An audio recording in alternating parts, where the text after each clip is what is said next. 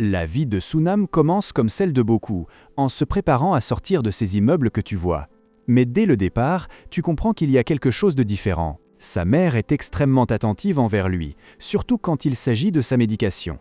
Même quand Sunam lui dit qu'il a déjà tout pris, elle insiste pour qu'il emporte un flacon au cas où, parce qu'elle va rentrer tard. La préoccupation de la mère est si grande qu'elle préfère garder un petit secret, un que Sunam n'a pas besoin de savoir. Une fois dehors, à l'arrêt de bus, Sunam réalise que le quartier a beaucoup changé. Des écrans géants sont partout, diffusant des publicités de personnes aux oreilles et que d'animaux. Ce sont des hybrides, et il semble que la moitié du lieu en soit remplie. Tout paraît très luxueux, presque comme s'il était entré dans une autre ville. Et juste là, au milieu de la foule, il croise un homme qui le laisse un peu abasourdi. Il est grand, a cette aura de célébrité, et pour une raison inconnue, Sunam ne peut s'empêcher de sentir qu'il l'a déjà vu quelque part, comme s'il l'avait déjà vu auparavant, mais il n'arrive pas à se souvenir d'où. Distraction, Sunam arrive à l'université. Nous le voyons calme, étudiant avec son ordinateur et ses livres, le flacon de comprimé à côté. Mais la sérénité ne dure pas longtemps, car très vite apparaissent des camarades qui ne tardent pas à l'importuner. Ils lui demandent ce qu'il fait à étudier alors que les examens sont déjà proches, et rient de lui en disant qu'il n'est pas un bon candidat pour une bourse. Sunam essaie de se défendre, mais tu comprends déjà que c'est la situation habituelle pour lui. Et comme si de rien n'était, les camarades de Sunam continuaient sans arrêt à le taquiner. L'un d'eux, avec un sourire moqueur, lui dit qu'en dépit de ses excellentes notes, il n'arrivera jamais à obtenir une bourse. « Je sais à quel point c'est injuste », lance-t-il avec ironie. C'est là qu'il lui révèle que le lauréat de la bourse était l'homme riche que Sunam avait déjà vu auparavant, celui dont il avait une impression de déjà-vu. Sunam trouve ça super bizarre qu'une personne ayant autant d'argent veuille une bourse, mais les harceleurs continuent à se plaindre, arguant qu'en tant qu'hybride, ils devraient laisser les bourses aux humains. Et justement à ce moment-là, Sunam comprend. C'est pour ça qu'il le trouvait familier. Il s'avère que l'homme mystérieux est dans sa propre classe. Sunam, avec un léger sourire, pense qu'il devrait le saluer la prochaine fois, mais son instant de réflexion est brutalement interrompu quand un autre de ses camarades le surprend. Presque en criant, il lui demande s'il n'est pas furieux d'avoir perdu la bourse, surtout quand, avant sa licence, il était le meilleur de la classe. Sunam le regarde et pense qu'il a l'air super immature. Les brutes commencent à parler du garçon riche, disant que même s'il est plus jeune qu'eux, il s'est inscrit avant eux, et c'est pour ça qu'il est leur Sunbei. Il demande à Sunam s'il l'a vu seulement ce semestre et, un peu gêné, il avoue que oui. Soudain, l'un des camarades voit le flacon de médicaments de Sunam et demande ce que c'est. Sunam répond rapidement qu'il s'agit d'allergies. Ils insistent. Quelles allergies? Une allergie à la lumière du soleil, répond Sunam, avec un sourire un peu forcé. Pendant ce temps, le garçon mystérieux qui est près de là le regarde, rit et dit qu'il ne sait pas parce qu'il prend toujours ses médicaments à l'heure. La scène change dans un restaurant. Le département de sciences politiques et diplomatie de l'université Hyundai organise une soirée joyeuse, pleine de rires et du brouhaha habituel. Les camarades de Sunam se moquent de leurs mauvais résultats à l'examen. L'un suggère même de faire appel, tandis que l'autre, entre éclats de rire et gorgé de bière, dit qu'il se consacrera au service civil s'il échoue. Il trinque, laissant clair que, malgré tout, l'ambiance est celle d'une camaraderie étudiante post-examen. Pendant ce temps, Sunam et ses amis continuaient leur repas, mais remarquèrent que Song Si-yeol et le professeur étaient à une autre table, mangeant quelque chose bien plus exclusif. Les amis furent surpris de voir Song Si-yeol manger de la viande presque crue, se demandant si c'était là l'alimentation normale d'un hybride, et si cela était dû à son estomac, moitié bête, moitié humain.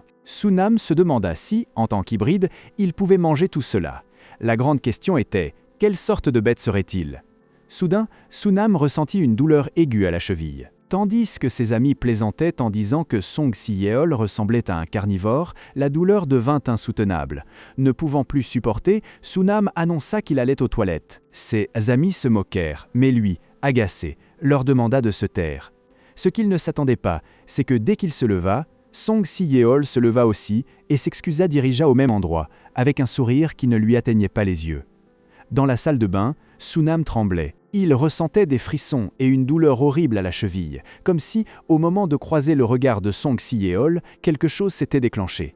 Il serrait le bracelet, tentant de comprendre ce qui se passait, mais la douleur ne faisait que s'intensifier. Au milieu de la confusion, un souvenir l'envahit, la voix de son père l'avertissant que cette montre, malgré son poids, ne devait jamais, sous aucune circonstance, être enlevée. À cet instant, au milieu de la douleur, l'esprit de Sunam s'envola vers le passé.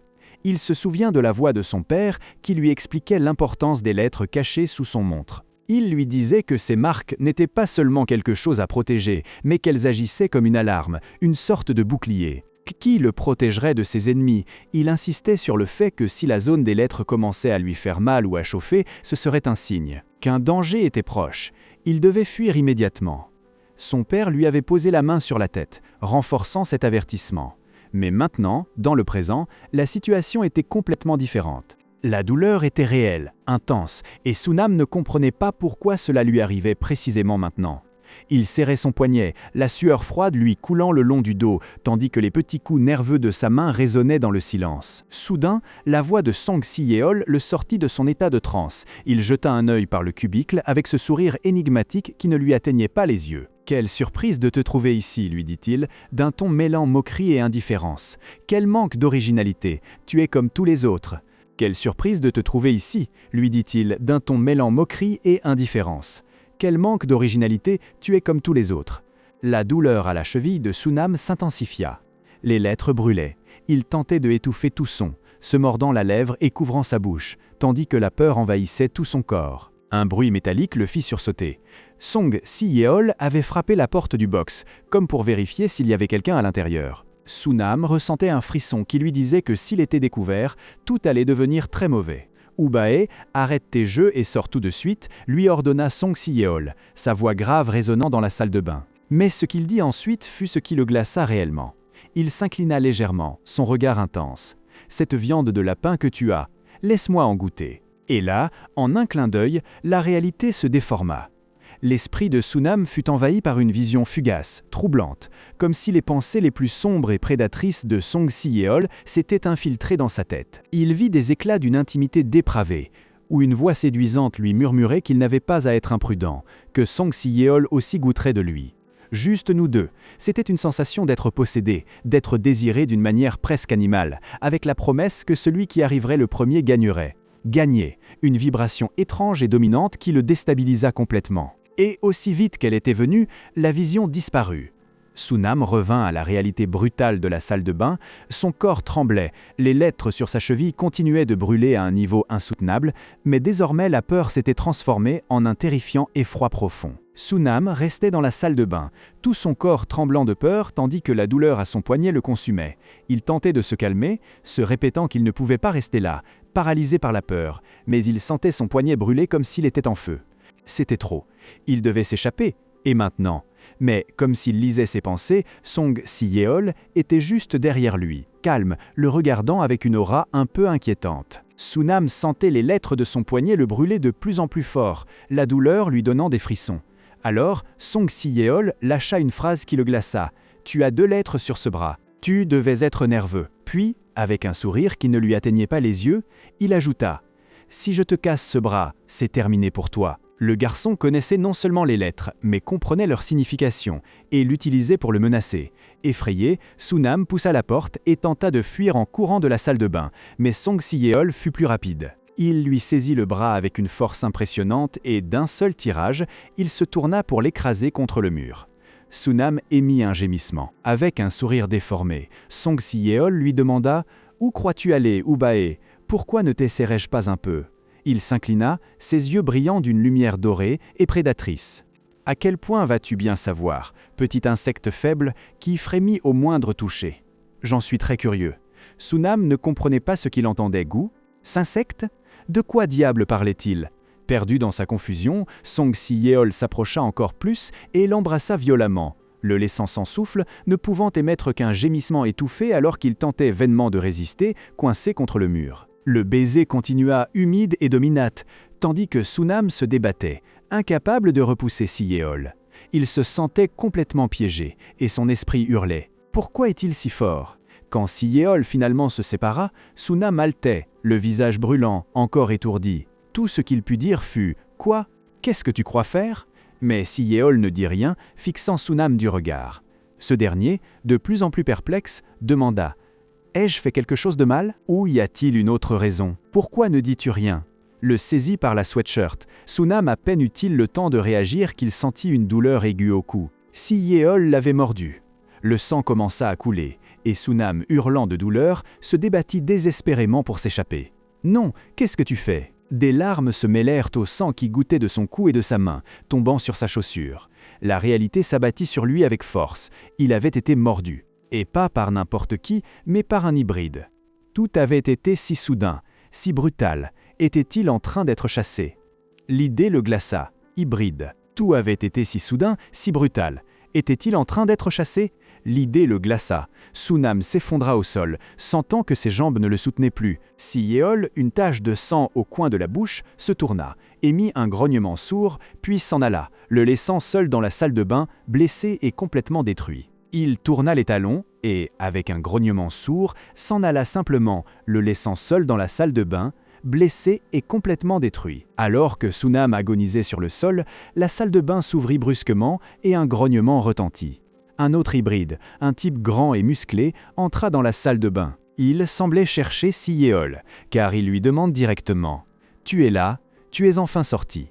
Si tu as senti le sang, tu aurais dû venir plus vite. » Sunam peinait à respirer, la douleur était insoutenable. L'hybride massif continua de réprimander Si Yeol, en disant que Sunam était presque mort. Il lui reprocha aussi de ne pas être bon à se cacher, car chaque fois qu'il sentait du sang, ses yeux devenaient blancs et il partait en courant à sa recherche. Si Yeol ne faisait que sourire, moqueur, tandis que l'homme l'interrogeait. « À quel point es-tu brisé pour en arriver là ?» Le grand type tenta de saisir Si Yeol, mais ce dernier l'esquiva facilement et, avec un sourire en coin, lui lança « Et, toi, singe punk ?» Pendant ce temps, sur le sol de la salle de bain, le sang de Sunam s'étalait. Il se sentait mourir. Son esprit ne répétait qu'une seule chose. Comment avait-il pu oublier la médication que sa mère lui avait donnée? Si seulement il avait su que cela arriverait. Sa main, trempée dans son propre sang, lui rappelait à quel point il était fragile à présent. Pendant une seconde, une image fugace d'un homme aux lunettes et à la gabardine traversa son esprit, tandis que le regret l'envahissait. « J'aurais dû écouter ma mère. » Soudain, on entendit le bruit de pas qui s'approchaient. Un coup de pied.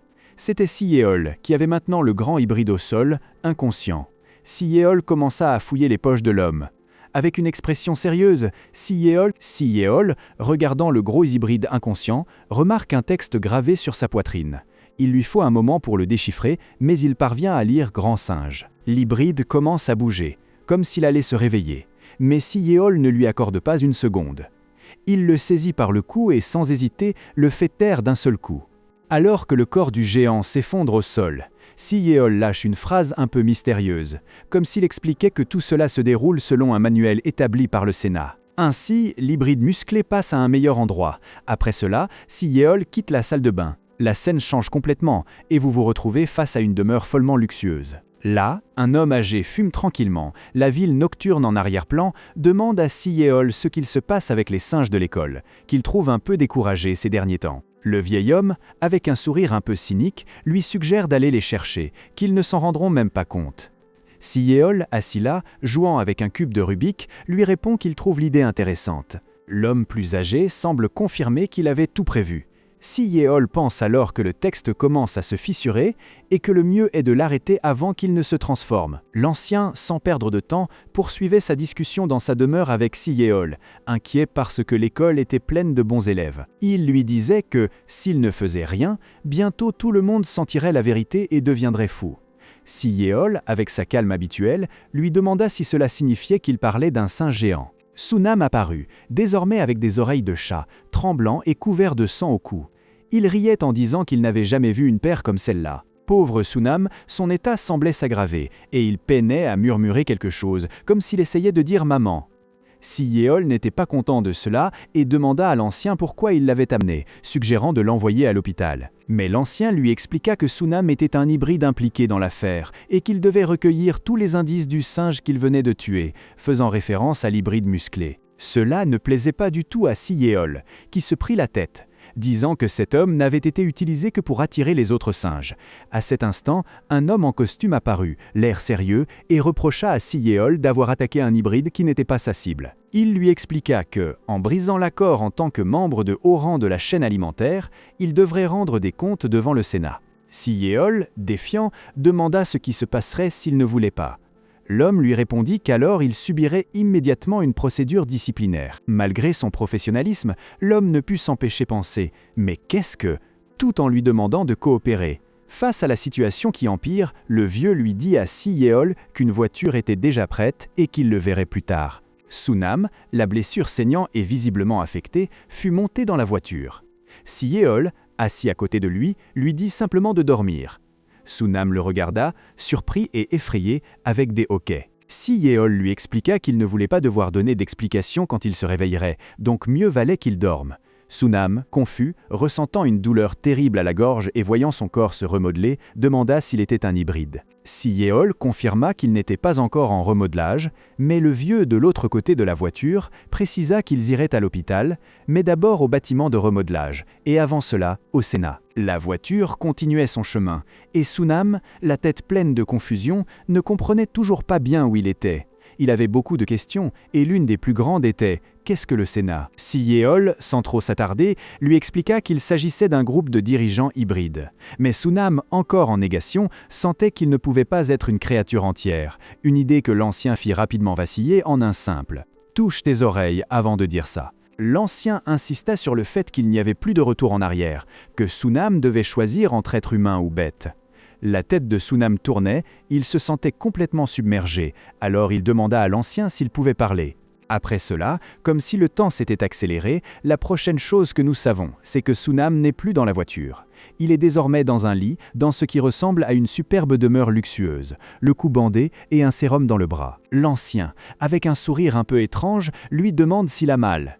Et, comme si de rien n'était, lui dit qu'il l'avait reconnu comme un demi-bête depuis le début. Sunam, à peine remis, demande des nouvelles de Si Yeol et l'ancien, lui servant un verre d'eau, lui explique que Si Yeol était en train d'être réprimandé. Pourquoi ? Parce qu'une bête a attaqué un lapin innocent, c'est-à-dire parce qu'il avait mordu Sunam. Selon l'ancien, c'était donc une punition méritée. Pendant ce temps, Si Yeol était assis dans une vaste et élégante salle avec un visage sérieux, comme s'il attendait une réprimande. Voilà Si Yeol, assis dans cette salle élégante, avec déjà cette tête de celui qui va se faire réprimander. À peine assis, une des officielles du Sénat lui annonce qu'ils ont déjà un rapport sur ses actions. Il est accusé d'avoir tué le singe et, surtout, d'avoir blessé un innocent, à savoir Sunam. On lui accorde la parole pour se défendre. Si Yeol explique que le singe était déjà gravement endommagé, que ses textes étaient dans un état critique, incapable de cacher sa transformation. Il demande alors s'il n'était pas autorisé à agir immédiatement. L'officier confirme. Oui, le hybride était bel et bien incontrôlable. Mais ce qu'ils ignorent, c'est la cause de cette perte de contrôle. Ils décident donc de laisser de côté le sujet du singe pour l'instant, sans prendre de mesures disciplinaires immédiates. Si Yeol s'irrite légèrement que le comité l'interrompe, et c'est là que l'officier lui lance la vraie raison. Et qu'en est-il de ton morsure sur un innocent ? À cet instant, d'autres membres du Sénat, assis là comme ornement, précisent que, les prédateurs de haute classe ne peuvent pas blesser des individus de basse classe ou des humains. Et tandis qu'ils disent cela, ils adoptent une attitude affectueuse pour ainsi dire. L'un d'eux touche la jambe de celui à côté, qu'il se sentait mal à l'aise et lui demandait d'arrêter, et même tentait de lui descendre la fermeture éclair. L'officier, un peu furieux, dit à Si Yeol qu'il devait faire plus attention à ses gestes, tandis que l'homme qui avait été touché par l'autre ria méchamment et répète la même phrase qu'avant, comme si rien ne s'était passé. L'autre homme, celui dont la fermeture avait presque été ouverte, a maintenant une marque sur le visage. Si Yeol les regarde, troublé. Tandis que Si Yeol gardait ce regard trouble, le sénateur qui avait précédemment harcelé l'autre lâche un commentaire tout sauf subtil. « Il faut d'abord nous débarrasser de ces petits idiots importuns. » Celui qui était harcelé, à moitié effrayé, demande « Me moi ?» mais soudain. Poum ! La scène change complètement. Nous sommes maintenant avec Sunam, qui a désormais bien marqué ses petites oreilles de chat et un pansement au bras, marchant dans un salon extrêmement luxueux aux côtés de l'ancien du Sénat. Sunam, le visage perplexe, se désigne lui-même et demande « Tu viens de dire que tu t'occupais de moi, Sunbei ?» Ses oreilles semblent même tomber de surprise, comme s'il avait entendu quelque chose qu'il n'aurait pas dû, ou du moins, ressentait une étrange vibration. Revenant à Si Yeol, il a les sourcils froncés et semble mal à l'aise. L'atmosphère de cette salle est si lourde qu'il pense même à partir, se disant que l'ambiance est terrible. À cet instant, la femme aux cheveux roux longs qui présidait l'audience sourit et dit à quelqu'un « Non, entre, entre ». Si Yeol reste abasourdi et demande « Quoi ? Pourquoi tu es encore là ?» Et devinez qui apparaît ? Oui, Sunam. Les bras levés, un pansement au bras, ses oreilles de chat, il s'excuse un peu effrayé. Non, moi, m'a juste dit de venir ici. La femme intervient rapidement pour confirmer. C'est moi qui ai appelé Sunam. La femme s'adresse à Sunam avec un sourire. Enchanté de faire votre connaissance, Lee Sunam. C'est la salle de modelage où se réunissent les anciens du bâtiment de modelage. Et elle se présente formellement, je suis la présidente de l'association des anciens hybrides et la chef de la région hybride. Je m'appelle Yoon Hye-young.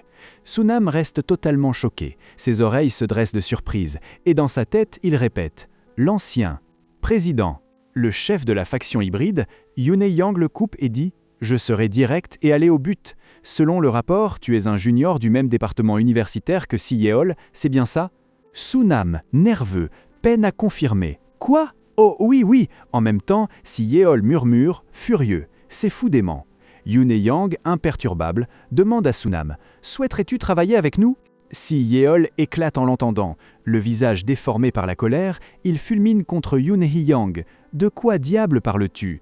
Qu'est-ce qu'un herbivore comme lui a à faire avec nous ?» Yoon Hye-young le regarde avec gravité, puis l'appelle par son nom. « Song Si Yeol ». Mais Si Yeol s'en moque, continue sur sa lancée, lui tourne le dos et pense « Qu'est-ce que tu fais ? Je ne sais pas ce que tu veux d'un type du fond de la chaîne alimentaire, ne sois pas ridicule, arrête tes bêtises. » Yoon Hye-young est furieux intérieurement, visiblement agacé par le manque de respect de Si Yeol envers son autorité. Sans s'en rendre compte ou s'en soucier, il l'arrête d'un geste de la main et lui dit « Ne t'attaque pas à des gens qui n'ont rien à voir avec ça. » En plus, d'autres membres du Sénat commencent à commenter entre eux, comme si Sunam n'était pas là. L'un dit « Il n'habite même pas dans un bâtiment de moulage » et un autre demande avec mépris « Y a-t-il un rôle que les lapins pourraient jouer ici ?» Pendant qu'il parle, une main goutte de quelque chose de visqueux apparaît, un détail qui donne une ambiance ultra flippante à l'atmosphère. Pero Sunam, fatigué de être traité ainsi, répond à tous qu'il n'est pas un lapin, qu'il cesse de lui dire cela. Au milieu de la discussion, quelqu'un intervient pour préciser que la marque sur le bras de Sunam n'est pas celle d'un lapin, mais celle d'un chien. Mais à Si Yeol, peu importe s'il est chien ou lapin, et sans s'attarder davantage, il lui demande si elle n'a pas une autre marque sur le corps. Et comme si elle le savait déjà, la présidente Yang, avec ce sourire qui signifie qu'elle connaît tout, confirme qu'oui, elle a sûrement une autre lettre à la cheville. Sunam reste figé, ne comprenant pas de quoi il parle, tandis que l'ancien du Sénat ne fait que sourire et hocher la tête. Yang, qui semble avoir un odorat incroyable, suggère que, vu son odeur herbivore, l'autre marque doit être celle d'un lapin. Sunam tente d'expliquer sa situation, disant qu'il est à moitié humain, à moitié bête, un hybride incomplet. À Si Yeol, cela attire l'attention, ce mot d'incomplet, il dit qu'il n'avait jamais entendu cela auparavant. Tandis que Sunam décrirait ce que c'est que d'avoir une marque sans être complètement humain. Si Yeol l'interrompt pour demander qui lui a dit tout cela. Sunam, nerveux, réfléchit à ses parents, comme s'il détenait la réponse. Là, un membre du Sénat, le même qui se moquait auparavant des lapins, intervient pour expliquer que ceux qui naissent avec ces marques ne sont pas tout à fait humains. Sunam assimile l'information et le membre du Sénat ajoute que les caractéristiques de l'animal sont scellées dans la marque et qu'une fois libérée, elle révèle la forme d'origine. Le même sénateur, maintenant tenant une pilule, interroge Sunam si, vraiment, il se croit humain. Sunam résiste, disant qu'il n'avait jamais vu de moitié humain de sa vie. Mais l'ancien du Sénat, avec un sourire, l'interrompt et lui dit que c'est parce qu'il a grandi en prenant des pilules. En plus, il lui montre un flacon et lui demande si ses parents ne lui en ont pas donné pour qu'il les prenne, suggérant qu'ils lui ont caché la vérité. Sunam, toujours convaincu par le mensonge qu'on lui a raconté, explique que ces pilules servent à sa sensibilité au soleil et qu'elles aident à calmer les sens. Mais l'ancien l'interrompt à nouveau, révélant le véritable but des pilules. Si tu les prends, ton odorat s'endort et personne ne peut sentir la marque de ton poignet. Et pour couronner le tout, il le fixe et lui demande s'il n'aurait pas oublié de prendre sa médication à temps. Et l'ancien, sans embâge, lui lance qu'il allait bien voir s'il était allergique au soleil ou non, et que ses parents lui avaient menti. Sunam, l'esprit en ébullition, regardait vers les fenêtres où la lumière du soleil entrait avec force. Il n'avait pris aucune pilule, et au lieu de ressentir une allergie, ce qu'il ressentait, c'était comme si un vide se remplissait, comme si quelque chose revenait. Une colère l'envahit en comprenant que ses parents, ses propres parents, lui avaient menti tout ce temps. Mais ce n'était pas tout, car soudain apparaît un autre type, Kim Se-han. Il le salue, mais avec une vibe un peu étrange, et lui demande s'il peut l'appeler lapin. Sunam, un peu mal à l'aise, lui dit que ça n'avait pas d'importance, qu'il se sentait plutôt comme un chien, genre un lapin avec du sang de chien. Seehan, avec un sourire de ceux qui vous donnent des frissons, lui répond qu'il était dommage que son odeur de lapin soit si forte. Pour couronner le tout, il lui tend la main, lui demandant si les chiens ne remuent pas la queue, tout en mentionnant la forme des lettres. Sunam, visiblement effrayé, ne parvient même pas à répondre correctement, se contentant de dire qu'il a peur. Juste au moment où Seehan allait le toucher, paf! Si-Yeol apparaît, comme par magie, et saisit fermement la main de Seehan.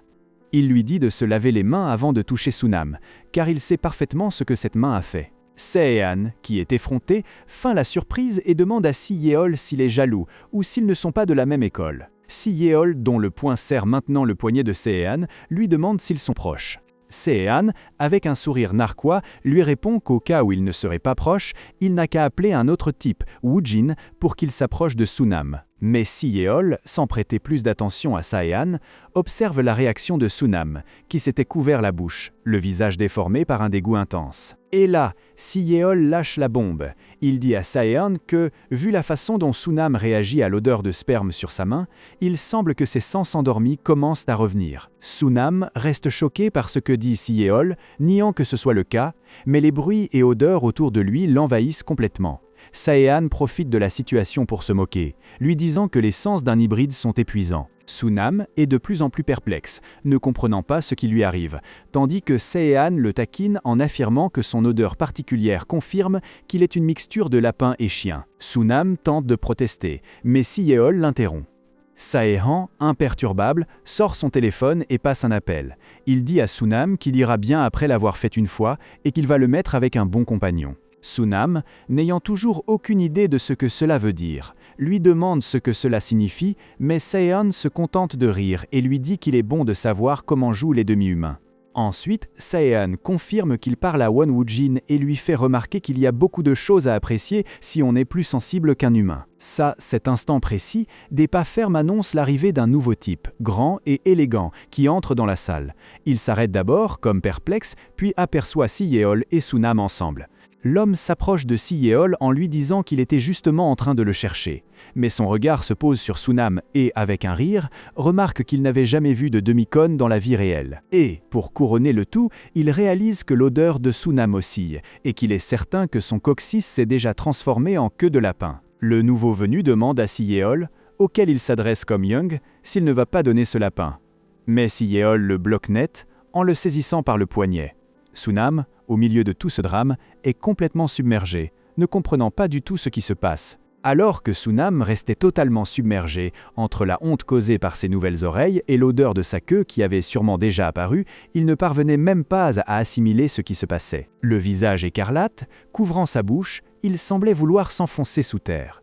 Au milieu de ce chaos sensoriel et émotionnel, Si-Yeol l'entraîne brutalement vers une porte lourde, semblant celle d'une cave. Sunam, encore sous le choc, demande ce que c'est, mais Si-Yeol, sans aucune patience, le pousse à l'intérieur. Il lui dit qu'il ne répondra pas à des questions inutiles et qu'il entre là-bas pour s'en occuper lui-même. Sunam reste figé, en train de traiter les paroles de son Sunbei. S'en occuper?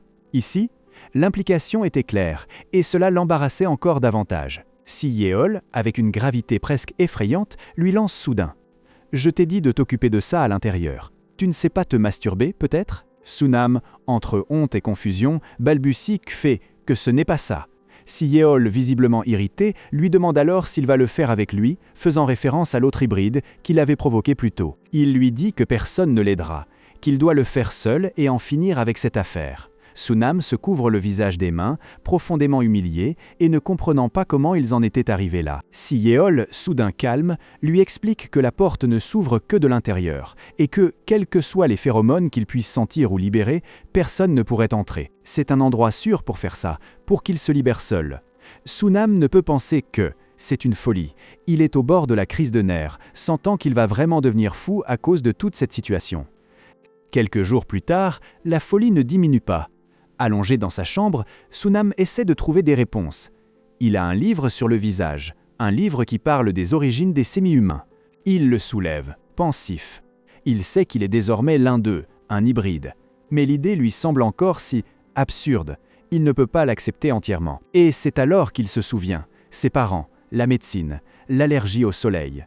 Tout était un mensonge. La vérité s'abat sur lui avec force. Mais maintenant, avec tout cela, ses oreilles de chat et qui sait quoi d'autre, une question bien plus urgente tourne dans sa tête. Comment diable va-t-il aller à l'école demain? Sunam ne sait plus quoi faire. Là, au milieu de sa chambre, les oreilles de chat et le rouge aux joues, il ne lui reste qu'une seule question qui tourne en boucle. Si Yeol l'a-t-il entendu? Il essaie de se convaincre que non, que la porte est trop épaisse, que c'est impossible, mais la panique le ronge de l'intérieur. Il se couvre le visage, souhaitant que la terre l'avale. Convaincu que non, que la porte était trop épaisse, que c'était impossible, mais la panique le rongeait de l'intérieur. Il couvrit son visage, souhaitant que la terre s'ouvre pour l'engloutir. Mais soudain, comme s'il l'avait invoqué, si Yeol apparaît sur le seuil de sa chambre. D'une seule phrase, il l'envoie dehors. Surpris par quelque chose qu'il voit ou sent, si Yeol ne doute pas un instant. Il le saisit par le bras et sans lui laisser le temps de protester, l'entraîne dans le couloir. Où l'emporte-t-il? Droit dans la salle de bain, une salle de bain ultra-moderne avec une douche en verre. Sunam heurte le mur, perplexe, prend une douche. Tout de suite, avec ce savon-là, lui ordonne Si Yeol, se barrant la bouche de dégoût. Sunam heurte le mur, perplexe, prend une douchée tout de suite avec ce savon-là, ordonne Si Yeol, se bouchant la bouche de dégoût. Ici, maintenant? Demande Sunam visiblement très nerveux, tandis que Si Yeol lui répond « Où ça d'autre? Tu veux sortir d'ici en sentant le sperme ?» Sunam ne peut y croire. Une douche en verre, mais c'est ouvert. Tu veux que je me lave ici ou n'importe qui peut me voir, s'indigne-t-il, le visage rouge de honte. Si Yeol, déjà agacé, n'en fait pas une affaire. Et alors? Lave-toi simplement. Mais Sunam a raison, car à cet instant précis, il aperçoit d'autres types, d'autres hybrides, rôdant près de la porte des toilettes, en train de les regarder. La panique lui monte dans la gorge. Si Yeol, avec un geste d'impatience, se tourne vers lui. « Tu ne veux pas le faire ?» Et sans attendre de réponse, il donne un coup de pied à la porte, la claquant violemment. « Allez, va te laver, maintenant. » Tu puces le sperme, le regardant. La panique lui monte dans la gorge. Si Yeol, d'un geste agacé, se tourne vers lui. « Pas tu veux le faire ?» Sans attendre de réponse, il donne un coup de pied à la porte, la claquant violemment. « Va te laver, maintenant. Tu pues le sperme. »